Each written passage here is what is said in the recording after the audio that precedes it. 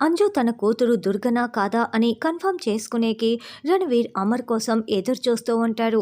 అప్పుడే అమర్ రాథోడ్ ఇద్దరు రణవీర్ ఇంటికి రావటంతో ఇక రణవీర్ అమర్ ఇద్దరు ఎదురెదురుగా నిలబడి ఉంటారు.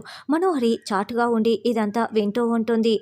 ఇక నేరుగా రణవీర్ అమర్తో నువ్వు కోల్కతా వచ్చి ఒక పాపని దత్తత తీసుకున్నావు అని చెప్పగానే అమర్ షాకింగ్గా వింటూ ఉంటాడు.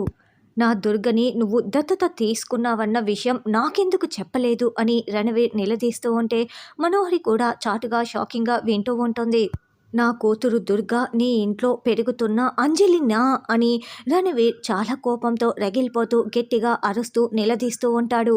అలా రణవీర్ చాలా గట్టిగా అరుస్తూ నిలదీస్తూ ఉండటంతో అమర్ షాకింగ్గా చూస్తూ ఉంటే ఇక రణవీర్ మళ్ళీ నవ్వుతూ చెప్పమర్ నిన్నే అడుగుతున్నది నిజం చెప్పు అని ప్రశ్నిస్తూ ఉంటాడు.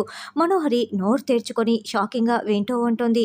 నీ కూతురు అంజలి కాదు అన్నట్లుగా ఇప్పుడు అమర్ ఏం చేయనున్నాడు, ఒకవేళ అంజలియే అని రణవీర్కి తెలిస్తే అమర్ ఏ విధంగా వార్నింగ్ ఇచ్చి వెళ్ళనున్నాడు అన్నది రానున్న ఎపిసోడ్లో తెలుసుకుందాం.